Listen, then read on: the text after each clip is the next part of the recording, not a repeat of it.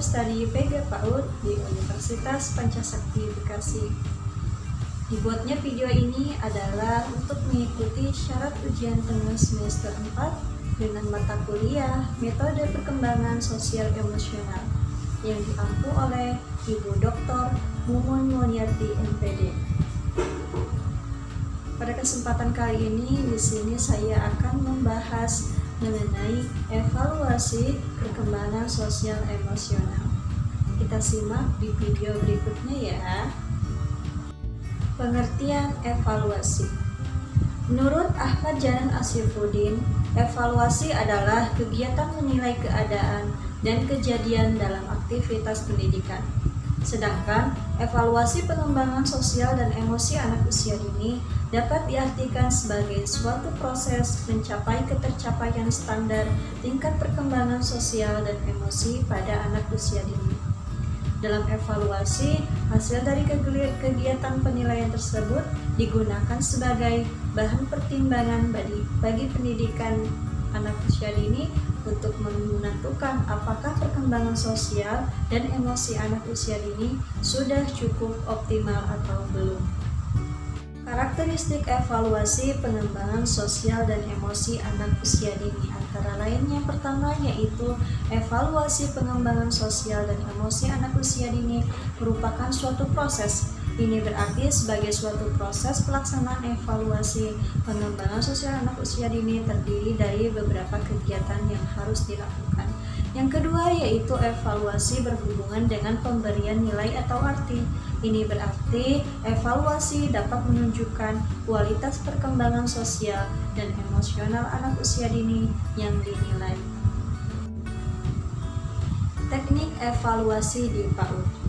Ada dua jenis teknik yang dapat digunakan oleh pendidik PAUD dalam melaksanakan evaluasi pengembangan sosial dan emosi anak usia dini, yaitu observasi.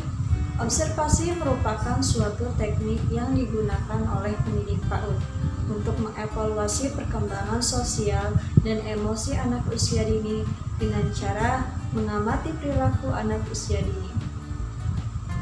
Perilaku yang diamati bisa merupakan perilaku yang ditampilkan oleh anak ketika melakukan suatu kegiatan atau bisa juga perilaku yang ditampilkan oleh anak sebagai hasil dari suatu kegiatan yang telah dilakukan. Yang kedua yaitu catatan anekdot. Pada dasarnya, catatan anekdot merupakan bagian dari teknik observasi. Namun, catatan anekdot ini lebih memfokuskan pada catatan mengenai sikap ataupun perilaku anak usia dini yang terjadi secara insidental atau tiba-tiba.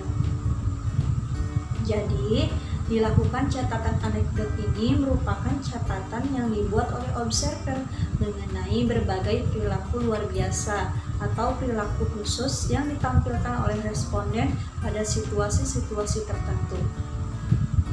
Catatan anekdot dibuat oleh pendidik PAUD mendeskripsikan sesuatu yang terjadi secara faktual, sesuai apa yang dilihat dan didengar, dengan cara objektif tanpa dibuat-buat, yang mengungkapkan kapan dan di mana peristiwa tersebut terjadi, serta apa yang dilakukan dan diperbuat oleh anak usia dini. Selanjutnya yaitu karakteristik perkembangan sosial emosional pada anak. Menurut Harlow pada tahun 1978, perkembangan emosi ini mencolok pada usia 2,5 sampai 3,5 tahun dan 5,5 sampai 6,5 tahun. Ciri utama reaksi emosi pada anak diantaranya yang pertama yaitu reaksi emosi anak sangat kuat. Anak akan memperlihatkan reaksi emosi yang sangat kuatnya dalam menghadapi setiap peristiwa, baik yang sederhana sifatnya maupun yang berat. Dalam hal kekuatan, makin bertambahnya usia anak dan semakin bertambah matangnya emosi anak, maka anak semakin terampil dalam memilah dan memilih kadar keterlibatan emosionalnya. Reaksi yang kedua yaitu reaksi emosi sering muncul ketika anak pada setiap peristiwa dengan cara yang diinginkan. Contohnya, sering kita temui misalnya ada anak tiba-tiba menangis karena merasa bosan. Untuk anak yang lebih muda usianya, hal ini masih bisa ditoleransi. Namun, bagi anak usia 4,5 tahun, apakah hal ini tidak dapat diterima oleh lingkungannya? Semakin emosi anak berkembang menuju kematangannya, mereka akan belajar mengontrol diri dan memperhatikan reaksi emosi dengan cara yang dapat diterima di lingkungannya. Yang ketiga yaitu reaksi emosi anak mudah berubah dari suatu kondisi ke kondisi lainnya. Bagi seorang anak sangat mungkin saat ini ia menangis dengan keras. Namun ketika ibunya mengalihkan perhatiannya pada benda-benda yang disukainya, ia dapat langsung berhenti menangis dan melupakan kejadian yang baru saja membuatnya marah dan kecewa. Reaksi emosi anak ini mudah teralihkan dan mudah berganti dari satu kondisi ke kondisi yang lain. Reaksi selanjutnya yaitu reaksi emosi bersifat individual. Reaksi emosi bersifat individual artinya sekalipun peristiwa pencetus emosi adalah sama, namun reaksi setiap orang akan berbeda dalam menyikapinya. Hal ini disebabkan oleh adanya pengalaman yang diperoleh dari lingkungan setiap individu berbeda, sehingga menyebabkan reaksi emosi yang diperlihatkan pun dapat berbeda-beda pula. Yang kelima yaitu keadaan emosi anak dapat dikenali melalui gejala tingkah laku yang ditampilkan. Pada dasarnya, semua anak lebih mudah mengekspresikan emosinya melalui sikap dan perilaku dibandingkan mengungkapkan secara verbal. Hal ini juga tampak pada anak yang mengalami hambatan dalam mengekspresikan kehidupan emosinya secara terbuka. Biasanya mereka sering memperlihatkan gejala tingkah laku antara lain melamun, mengisap jari, menggigit kuku, kesulitan bicara, atau stuttering. Bentuk reaksi emosi pada anak.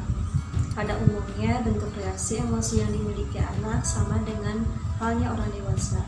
Perbedaan hanya terletak pada penyebab tercetusnya reaksi emosi dan cara mengekspresikannya. Ada beberapa bentuk-bentuk emosi umum yang terjadi pada awal masa kanak-kanak. Di antaranya yaitu amarah, takut, cemburu, dan gembira. Pada dasarnya, semua anak menempuh tahapan sosialisasi. Kurangnya kesempatan anak untuk bergaul secara baik dengan orang lain dapat menghambat perkembangan sosialnya. Demikian yang dapat saya sampaikan, kurang dan lebihnya saya mohon maaf. Terima kasih. Wassalamualaikum warahmatullahi wabarakatuh.